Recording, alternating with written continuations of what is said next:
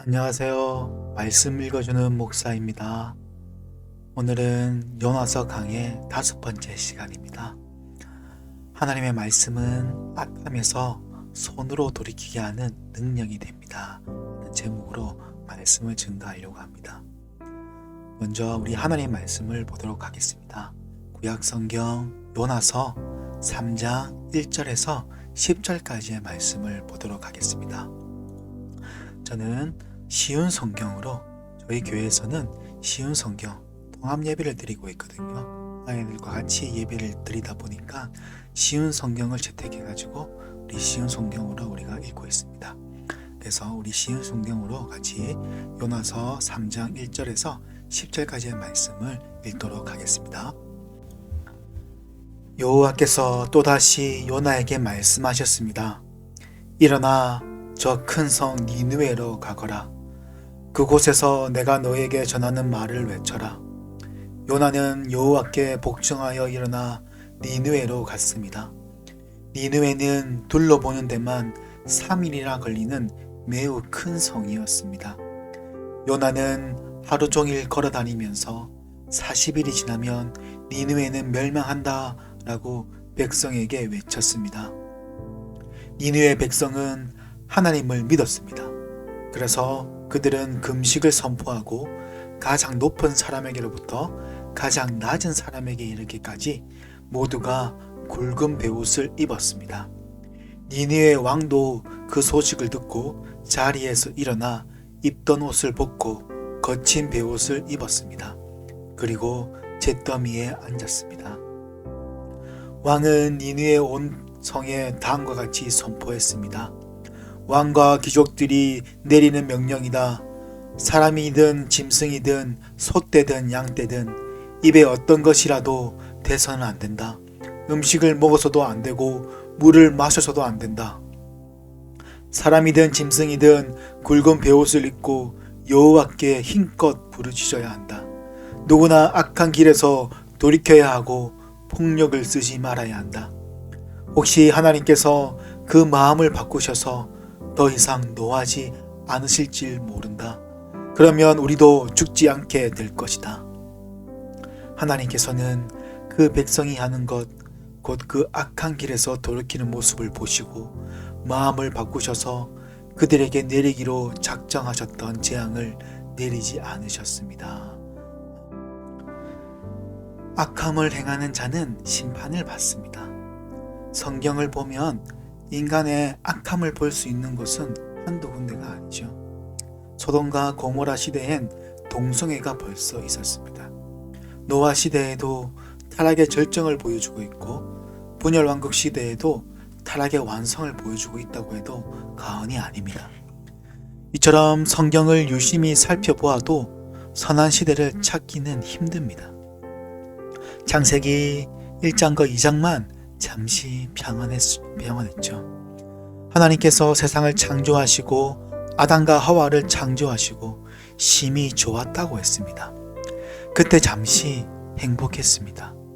하지만 아담과 하와는 창세기 3장에 와서 바로 타락을 합니다. 아담과 하와가 창조되고 어느 정도의 시간이 흘렀을까요? 얼마 동안 시간이 흘렀을까요? 2장 끝에 하와가 창조되어졌는데 3장에서 바로 아담과 하와는 타락을 합니다. 그 이후부터 지금까지 인간의 타락한 모습은 계속되고 있습니다.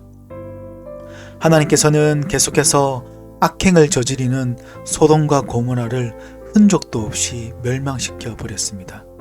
노아의 시대는 어땠습니까? 하나님의 말씀을 순종하지 않고 계속해서 우상을 숭배하는 이스라엘 백성들에게 어떻게 했습니까? 다 멸망시켜버리는 하나님의 진노를 친히 내리셨습니다. 로마서 2장 5절은 이렇게 말씀합니다.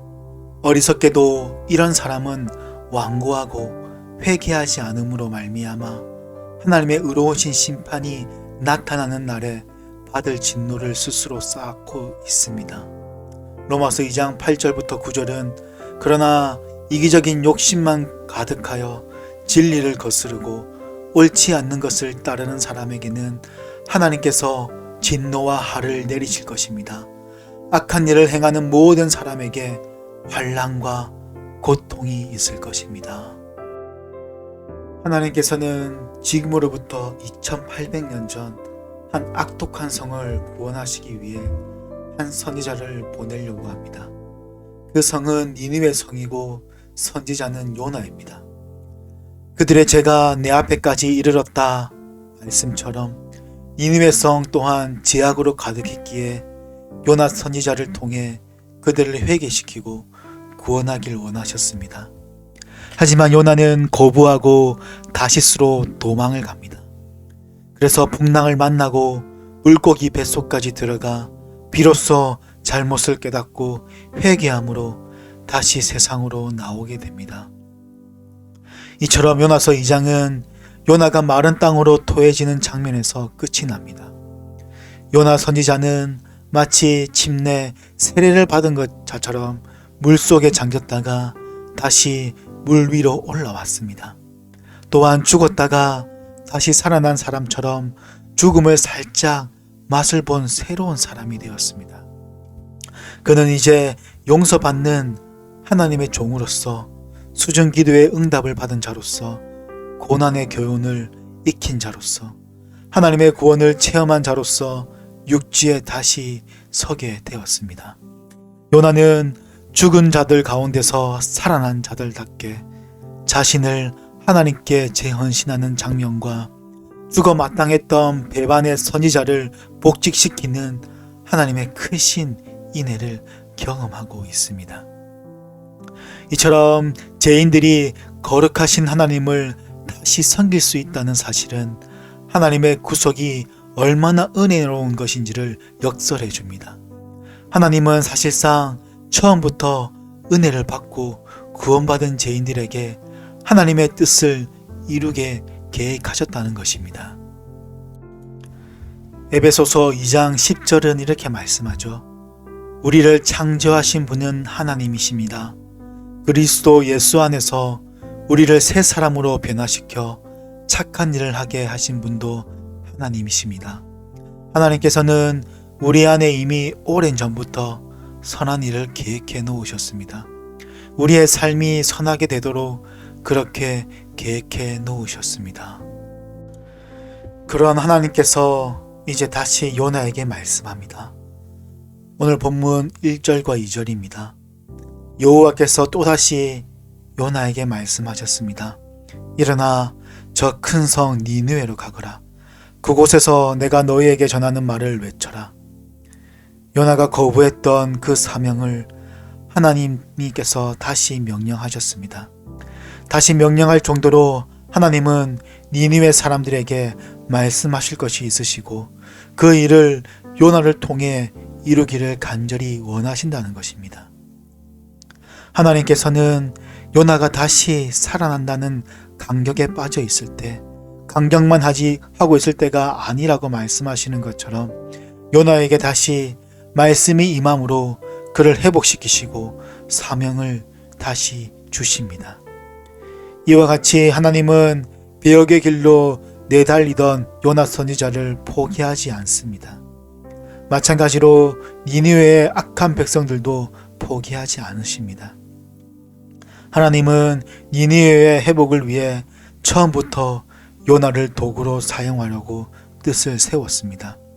그래서 요나를 1장 2장에서 훈련시키시고 요나 자신의 영혼을 위해서뿐만 아니라 니느웨 백성들의 구원을 위한 선교 목적도 동시에 이루시기를 원하십니다. 그런데 도구는 먼저 도구 자체의 테스트와 훈련이 필요한 것입니다. 요나가 하나님의 도구로서 사용되는 데 있어서 가장 큰 약점은 하나님의 말씀을 소홀히 여기고 자기 중심적으로 처리하려는 것이었습니다. 그래서 하나님은 내가 너에게 전하는 말을 외쳐라 라고 말씀하셨습니다. 다시 요나에게 말씀이 임한 것은 또다시 불순종하지 않도록 다이르고 다짐시키는 말씀이었습니다. 대부분의 그리스도인들은 하나님의 말씀에 아멘이라고 하답할 것입니다.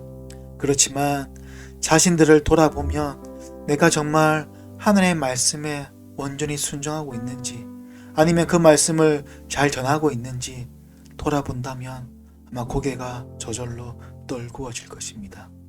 우리는 대부분 그렇게 살지 못하고 있기 때문이죠. 요나 또한 하나님의 말씀을 거부해 왔지만 훈련을 통해 하나님의 은혜를 깨닫고 이제 다시 하나님께 복종하여 일어나 니느웨로 갔습니다. 요나는 이번만은 육신을 따라 자신의 생각대로 일어나지 않았습니다. 하나님께서 원하시는 일어남으로 니느웨로 갑니다. 그에게 이제 하나님의 말씀이 그의 모든 행위와 동기와 추진력이었습니다. 이제 요나는 자신의 아이디어나 판단에 얽매인 자가 아니었습니다. 그는 하나님의 지혜와 능력을 따르는 참된 선지자로서 변화되어 갑니다.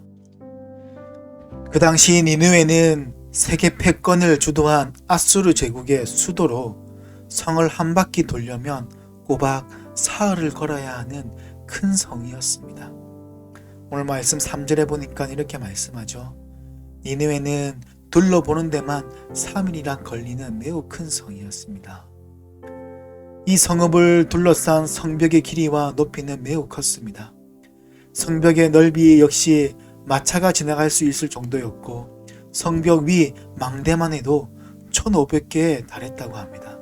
망대라는 것은 군사적 목적에서 도성을 수비하고 침략자의 동향을 감시하기 위해 성문 위나 성벽 모서리에 세운 초소를 말합니다.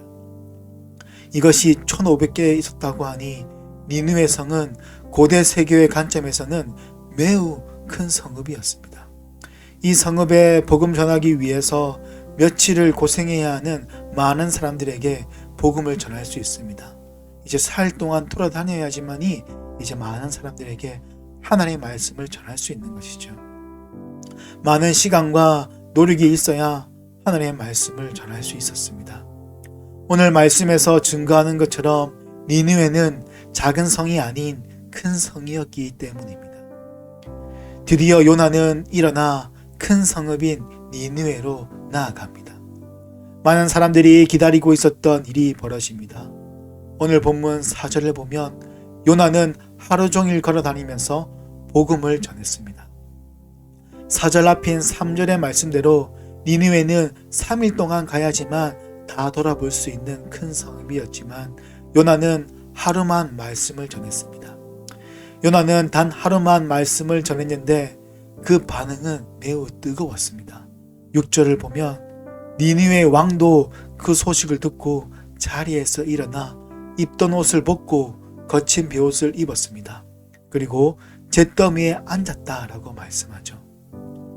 그 메시지가 니느웨 왕에게까지 전파되었으니 그 전파 속도는 매우 놀랍습니다. 그래서 요나는 더 이상 다른 곳으로 갈 필요가 없었습니다. 요나는 이제 겨우 하룻길을 다녔는데 모든 곳에 전파될 정도로 니느웨 사람들의 반응이 뜨거웠다는 것입니다. 그럼 요나는 어떤 말씀을 전했기에 그렇게 전파되었을까요? 오늘 본문 4절입니다. 요나는 하루 종일 걸어다니면서 40일이 지나면 니느웨는 멸망한다 라고 백성에게 외쳤습니다. 요나는 그 큰 성 니느웨를 하루 동안 다니며 40일이 지나면 니느웨는 멸망한다 라고 외쳤습니다.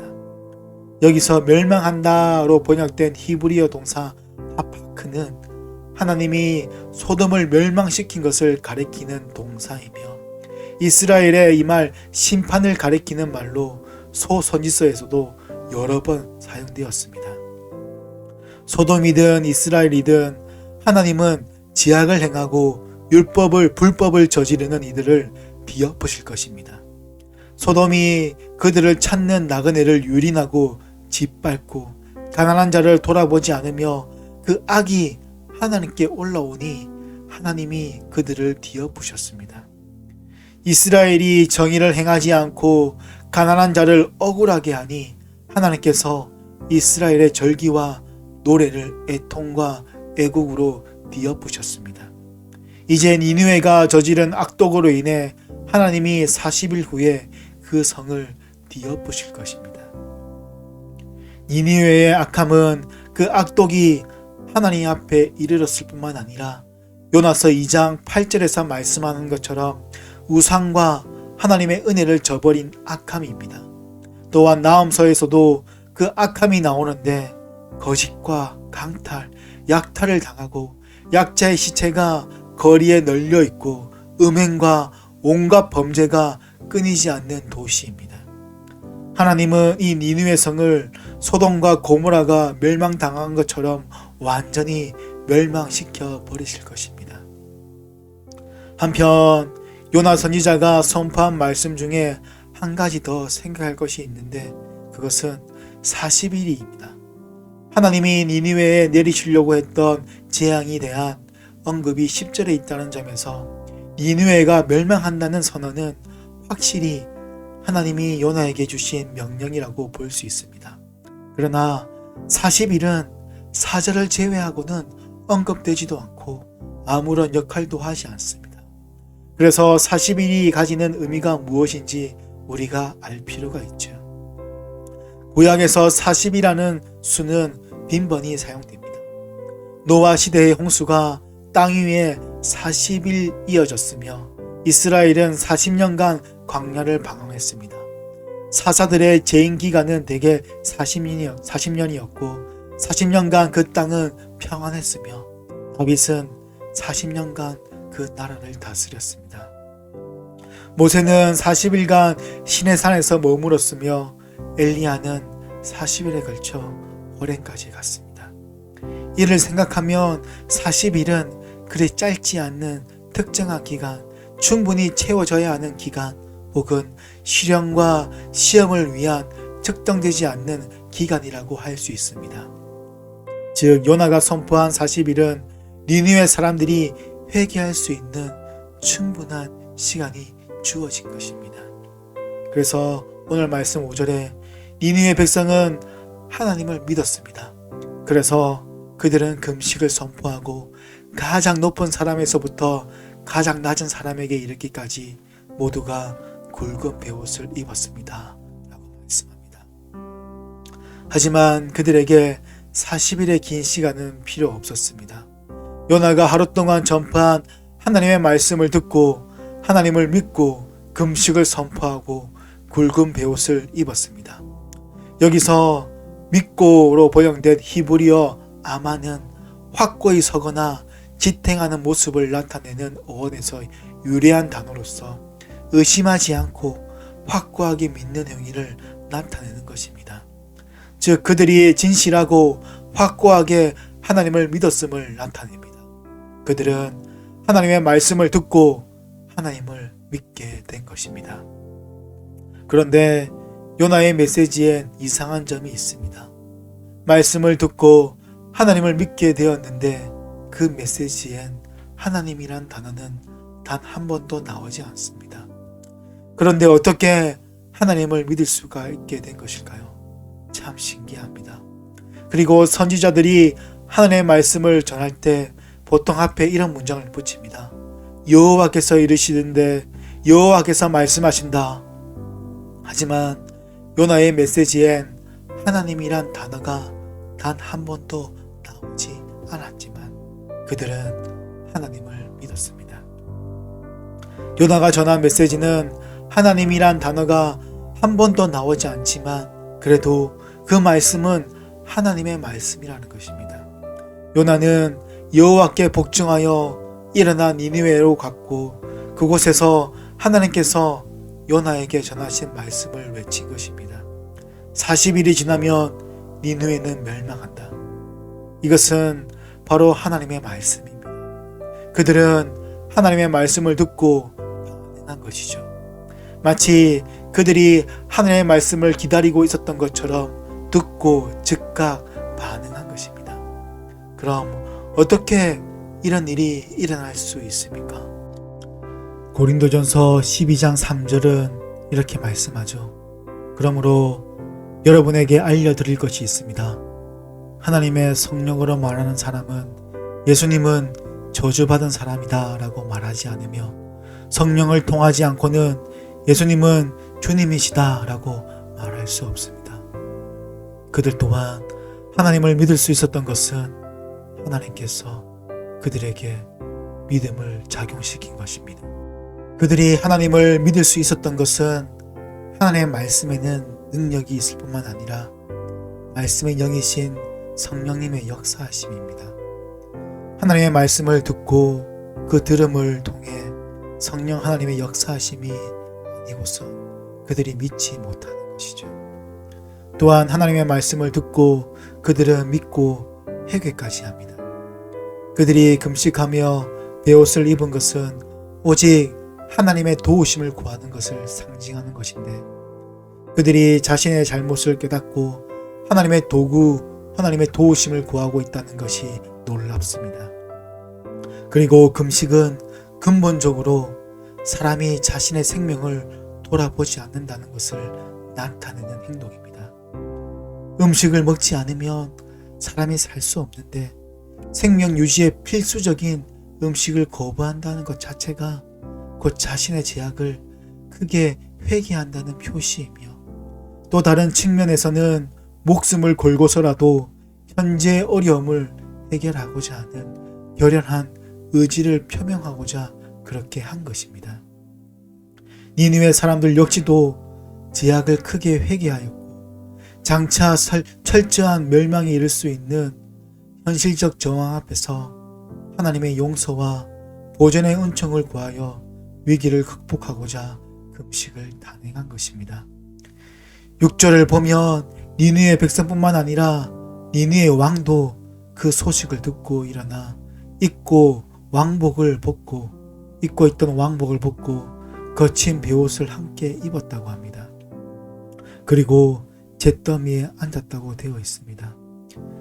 고대 근동에서 사람이 재 위에 앉거나 재를 뒤집어 쓰는 것은 참을 수 없는 극심한 육체적, 심적 고통을 나타내거나 자기 자신을 부정하고 하나님만을 바라보며 그의 은혜를 구한다는 것을 나타내는 의미를 지닌 행동입니다. 당시 세계 최강의 건세를 자랑하던 아수르 제국의 최고 통치자가 굵은 베옷을 거치고 재 위에 앉았다는 것은 아수르만 아니라 당시 사람들 누구도 도무지 상상할 수 없는 매우 놀라운 일이었습니다. 구약 역사를 통틀어 죄를 고백하고 심판을 선포하는 선지자 앞에서 자신을 죄를 인정하고 뉘우치는 왕은 손에 꼽을 정도입니다.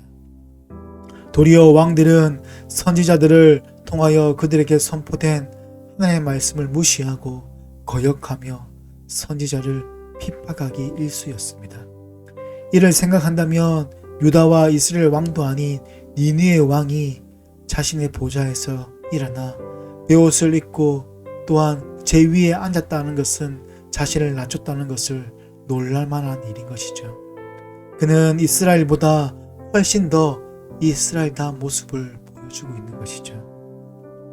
이제 왕은 자신과 나라의 죄를 깨닫고 그의 왕권으로 온 백성에게 회개를 촉구하는 조서를 내려 공부합니다. 그 내용은 7절부터 9절에 나와 있죠. 왕은 니느웨 원성에 다음과 같이 선포했습니다. 왕과 귀족들이 내리는 명령이다. 사람이든 짐승이든 소떼든 양떼든 입에 어떤 것이라도 대서는 안 된다. 음식을 먹어서도 안 되고 물을 마셔서도 안 된다. 사람이든 짐승이든 굵은 베옷을 입고 여호와께 힘껏 부르짖어야 한다. 누구나 악한 길에서 돌이켜야 하고 폭력을 쓰지 말아야 한다. 혹시 하나님께서 그 마음을 바꾸셔서 더 이상 노하지 않으실지 모른다. 그러면 우리도 죽지 않게 될 것이다. 이 왕의 조서에서 특이한 점은 사람뿐만 아니라 가축에게도 그 명령을 내렸다는 것입니다. 왜 가축에게까지 금식하고 베옷을 입히라고 한 것일까요? 짐승들이 금식을 한다고 해서 하나님 앞에서 회개할 수도 없을 뿐만 아니라 또 짐승들은 회개할 필요도 없죠. 짐승들은 사람들과 달리 도덕적, 영적인 존재도 아니기 때문입니다. 그러나 그 당시 고대 세계에서는 나라에 매우 큰 위기가 닥쳤거나 최고 통치자가 죽었을 경우 사람들이 금식에 동참할 뿐만 아니라 가축들까지 아무것도 먹지 못하게 하는 간행이 있었습니다. 바로 이러한 간행을 따라 니느웨 왕은 하나님 앞에서 니느웨 성읍 전체의 모든 생명체가 멸망의 위기를 벗어나 다 하나님의 자비를 구한다는 것을 보이기 위해 백성들이 집에서 기르는 가축까지 금식시키도록 특별한 명령을 내렸던 것입니다. 즉 매우 철저한 회개의 모습을 가졌음을 보여주는 행동입니다. 또한 가축은 그들의 재산이었기 때문에 자신들의 재산마저도 하나님께 위탁하는 선한 모습입니다.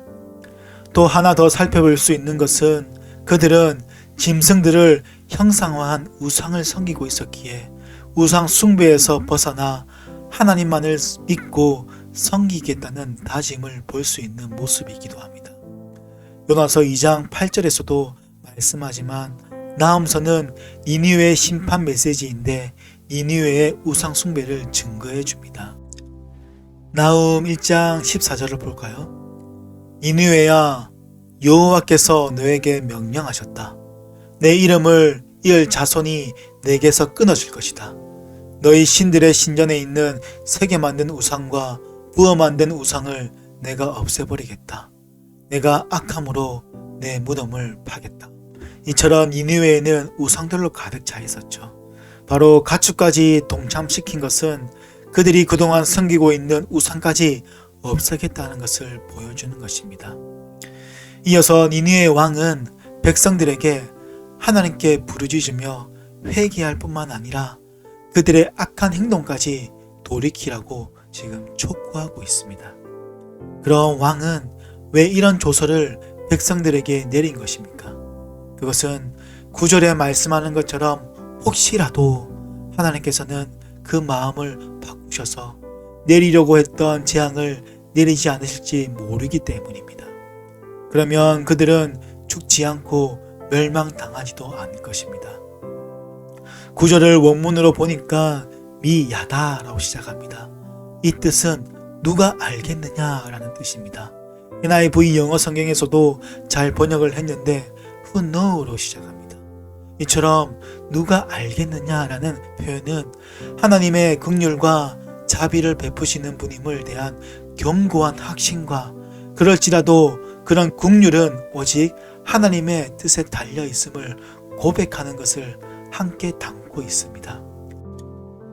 왕의 조서는 그들이 회개하면 하나님이 무조건 용서하신다고 확신하는 것이 아니라 자유로우신 하나님이 이제라도 돌이킨 그들을 혹시라도 용서하실 수도 있음을 신중히 거론한 것입니다. 이것은 이스라엘을 향한 메시지이기도 하죠. 이러한 요나서를 통해 이스라엘 백성들도 그 악한 길에서 돌이키길 원하셨다는 것입니다. 이것은 예레미야에서도 잘 나타납니다. 예레미야 18장 11절은 이렇게 말씀하죠. 그러므로 유다 백성과 예루살렘 사람들에게 이 말을 전하여라. 여호와께서 이렇게 말씀하셨다. 보아라, 내가 곧 너희에게 내릴 재앙을 준비하고 있으며 너희를 칠 계획도 세우고 있다. 그러므로 각 사람은 지금 하고 있는 악한 짓을 멈추어라. 너희 길과 행실을 바르게 고쳐라. 그러나 유다 백성은 아무 소용없는 일이다. 우리는 우리 식으로 살아가겠다. 각자 우리 고집대로 우리의 악한 마음대로 살아가겠다라고 대답할 것이다.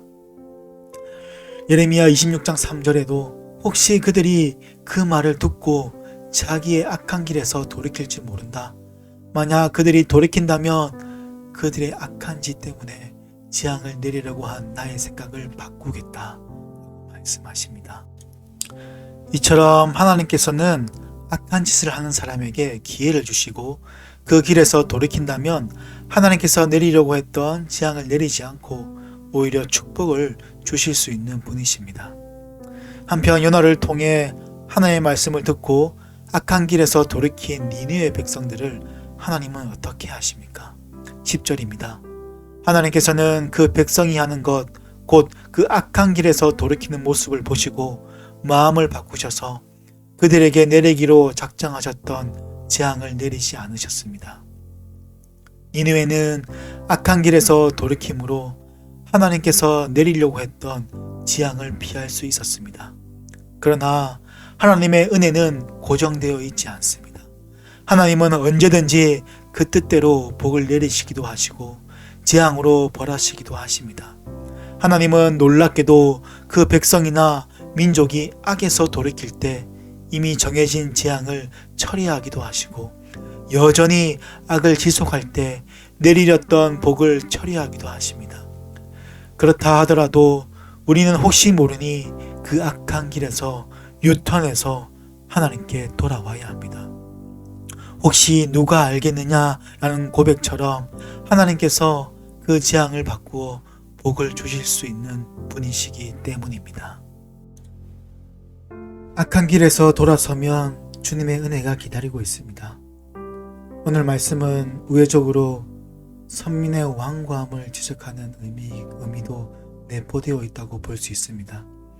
물론 니느웨의 회개와 관련하여 요나의 직접적인 선포는 니느웨 땅 아수르 사람들을 향한 것이지만 요나서의 1차 독자는 두말할 나위 없이 선민 이스라엘이었습니다. 실제로 당시 선민 이스라엘 백성들이 생각할 때 니느웨는 구제불능이며 구원할 가치조차 없는 완악하고 잔혹한 민족으로 여겨졌을 것입니다. 그러나 놀랍게도 그들은 한 선지자가 단 하루 동안 외친 하나님의 심판에 대한 말씀을 전해 듣고 온 나라, 온 백성들이 하나도 남김없이 금식하며 회개하였고 심지어 그들의 가축들까지 금식에 동참시키는 반응을 보입니다. 그러나 하나님의 선한 백성이라고 자부하는 이스라엘 백성들은 율법의 말씀으로 끊임없이 교훈을 받을 수 있었고 하나님께서 그들을 돌이키고자 하나님께서 직접 보내신 무수한 선지자들이 있었음에도 불구하고 하나님의 말씀에 대한 완고한 태도로 일관할 뿐이었습니다. 구약시대의 이스라엘 백성들은 끊임없이 사악한 태도로 하나님의 말씀을 거부하였고 그러한 그들의 태도는 심지어 하나님의 아들이신 예수 그리스도의 선포 앞에서도 고쳐지지 않았습니다. 그럼 그들은 왜 그랬을까요? 그들은 하나님을 듣고도 반응을 하지 않았기 때문입니다. 반응을 하지 못한 이유는 그들에게는 말씀이 능력으로 다가오지 않았기 때문이죠. 살아있는 말씀을 믿지 못한 것입니다. 말씀이 누구십니까? 말씀은 바로 말씀이 육신되어 오신 예수 그리스도이십니다.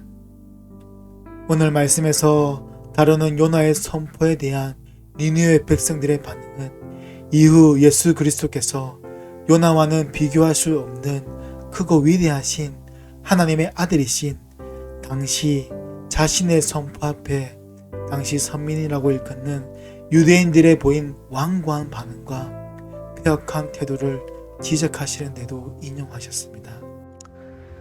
마태복음 12장 41절에 심판의 날에 니느웨 사람들이 이 세대와 함께 일어나서 이 세대를 심판할 것이다. 왜냐하면 그들은 요나의 전도를 듣고 회개했기 때문이다. 보아라, 요나보다 더 큰 이가 여기에 있다. 이 말씀은 예수님께서 서기관과 바리새인들에게 말씀한 것입니다. 마치 이런 것이죠. 니느웨 백성들은 요나의 그 짧은 말 40일이 지나면 니느웨는 멸망한다 라는 말만 듣고도 회개했는데 너희들은 뭐냐? 요나랑 비교할 수 없는 더 큰 자인 하나님이 직접 너희에게 말씀을 증거하고 있는데 너희들은 회개하지도 않고 악한 길에서 돌이키지도 않으니 그 당시 니느웨 사람들이 일어나 너희들을 책망하고 심판하실 것이다 라고 말씀한 것입니다. 사랑하는 성도 여러분, 우리는 지금 어디에 있습니까? 요나보다 더 큰 이의 말씀이 우리 손에 있습니다. 완전한 성경 66권이 우린 쉽게 구매해서 쉽게 접할 수 있습니다. 또한 우리의 삶에 돕는 다양한 신앙 서적도 넘쳐납니다. 그리고 하나님의 말씀을 선포하는 설교 또한 몇 번 클릭하면 쉽게 들을 수 있습니다. 그것뿐만 아니라 우리가 듣고 싶은 성경 구절들을 찾아서 들을 수 있는 시대입니다. 마치 말씀의 홍수 속에 살고 있는 것만 같습니다. 하지만 우리의 삶은 어떠한지요? 하나님의 말씀은 넘쳐나지만 그 말씀의 홍수 속에서 그 은혜를 누리며 합당하게 바르게 말씀에 순종하고 살고 있는지요? 서론에서 말씀한 것처럼 그저 악한 세상에서 악한 것을 따라가고만 있으신 것은 아닌지요? 우린 그렇게 계속 가다간 40일은 금방 채워지고 우리를 사랑하시는 하나님께서는 우리를 벌하실 것입니다. 속히 그 악한 길에서 유턴하시기를 바랍니다. 우리가 늘 반복하는 지약을 끊으시기를 바랍니다. 지금 가고 있는 그 악한 마음, 악한 길에서 유턴하여 주님께 돌아오시길 바랍니다. 혹시 모르시 않습니까? 하나님께서 그 재앙을 돌이키셔서 복을 주실지 누가 알겠습니까?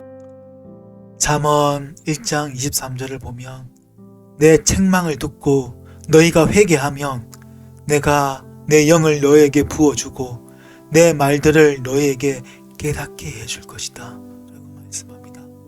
예레미야 26장 13절도 이제 여러분의 생활을 바꿔 올바른 길을 하도록 하시오. 여러분의 하나님 여호와께 순종해야 하오. 그러면 여호와께서도 마음을 바꾸셔서 여러분에게 내리려고 하셨던 재앙을 거둬 들으실 것이요. 니느웨 사람들은 어떻게 하나님을 믿고 악한 길에서 돌아설 수 있었습니까? 바로 하나님의 말씀입니다. 하나님의 말씀을 듣고 그들은 돌아설 수 있었던 것이죠. 짧았지만 그것이 바로 하나님의 말씀이었기 때문에 그 말씀 속에서는 능력이 있고 하나님의 은혜가 흐르고 있고 바로 우리의 마음을 돌이킬 수 있는 그런 능력이 있기 때문에 우리는 계속해서 하나님의 말씀을 듣고 우리의 삶을 바꿔 나가야 합니다. 왜냐하면 하나님의 말씀에는 우리가 알지 못하는 엄청난 능력이 담겨 있기 때문이죠. 마지막으로 히브리서 4장 12절 말씀을 읽고 마치겠습니다. 하나님의 말씀은 살아있고 힘이 있습니다. 양쪽의 날이 선 칼보다도 더 날카로워서 우리의 혼과 영과 관절과 골수를 쪼개며 마음속에 있는 생각과 감정까지 알아냅니다. 부디 하나님의 말씀을 듣고 그 제약에서 돌이키는 그 악한 제약에서 돌이켜 선한 길로 나아가는 우리 성도님들 되시기를 주님의 이름으로 축원합니다. 아멘.